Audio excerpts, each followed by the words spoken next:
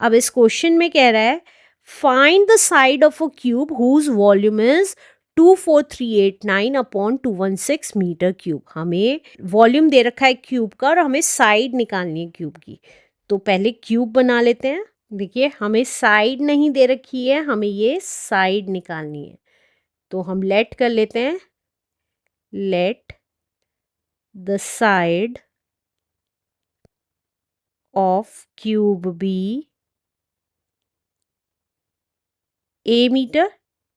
अब वॉल्यूम कितना दे रखा है, वॉल्यूम ऑफ क्यूब, क्यूब का वॉल्यूम दे रखा है that is 24389 upon 216 metre cube. तो अब वॉल्यूम दे रखा है तो वॉल्यूम से ही निकालेंगे साइड। वॉल्यूम का फॉर्मूला होता है साइड का क्यूब। तो वॉल्यूम कितना दे रखा है, जो जो पता है वो वैल्यूज लिख लेते हैं। वॉल्यूम है हमारा 24389 divided by 216 equals to, side हमारी ए थी तो ए का क्यूब। तो ए कितना आ जाएगा, देखिए जब ए की वैल्यू निकालेंगे तो क्यूब रूट हो जाएगा दूसरी साइड जाके। तो वही कर रही हूँ, 24389 डिवाइडेड बाय 216। तो अब हम क्या करेंगे, प्राइम फैक्टराइजेशन कर लेंगे 24389 का।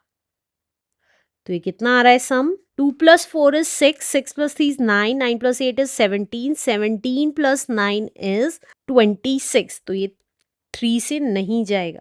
अब 7 से देखते हैं 7 से जाएगा कि नहीं जाएगा। ये 7 से भी नहीं जा रहा है, 9 से भी नहीं जा रहा है। तो अब हम इसका डायरेक्टली कैसे निकालेंगे, देखिए 9 यूनिट डिजिट किस नंबर की आती है हमें पता है।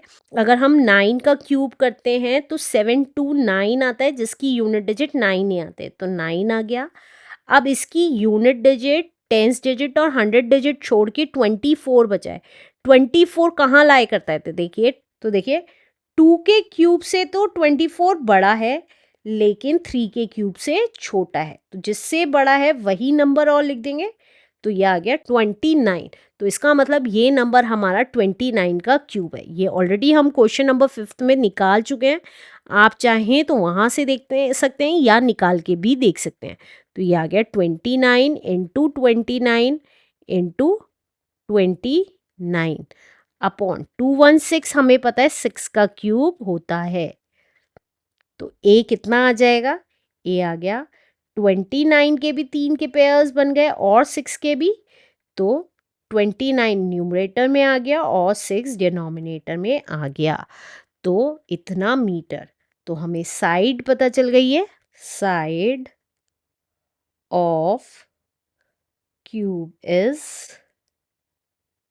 29/6 metre is the answer. Let's do next question now.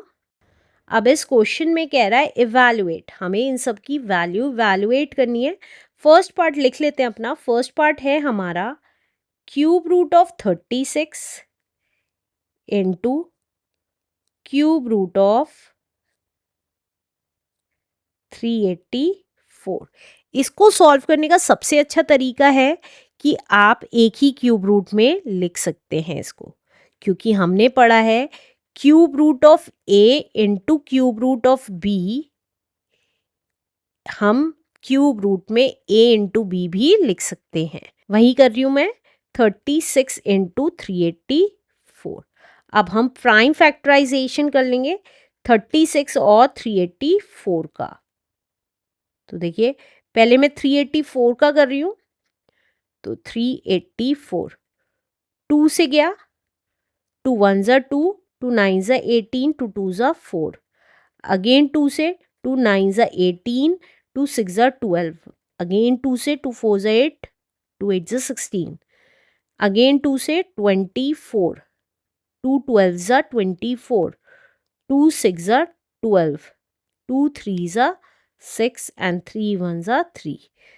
और 36 का अगर देखें तो प्राइम फैक्टराइजेशन 2 से गया, 2 1 ज़ा 2, 2 8 ज़ा 16, 2 9 ज़ा 18, 3 3 ज़ा 9 एंड 3 1 ज़ा 3।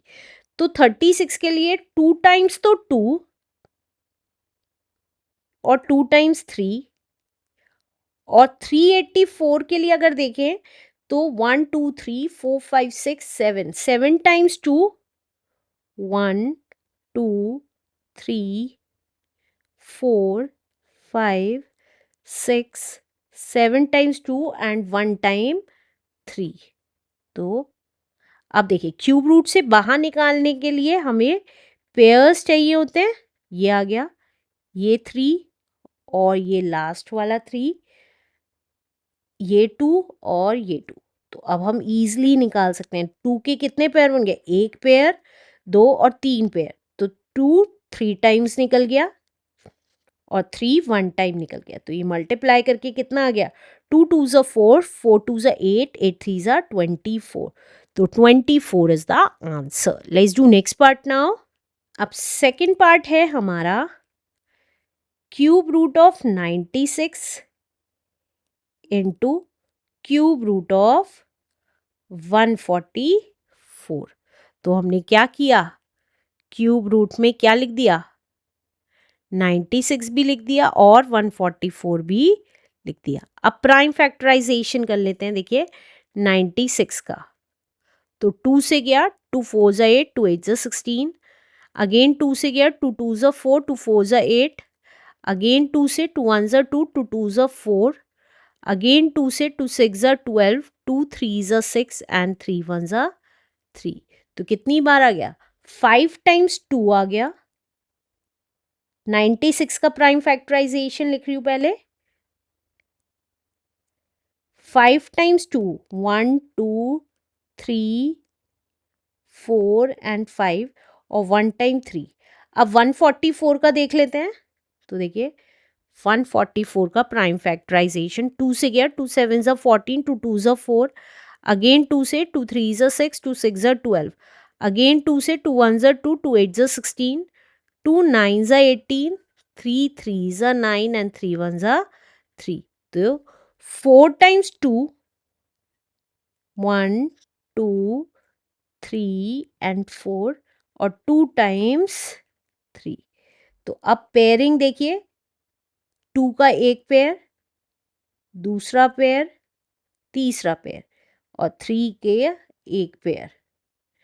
तो 3 पेयर तो 2 के बन गए, 2 इंटू 2 इंटू 2, और एक पेयर 3 का बन गया। तो ये कितना आ गया? 2 2 ज़ा 4, 4 2 ज़ा 8, 8 3 ज़ा 24। तो 24 is the answer. Let's do third part now.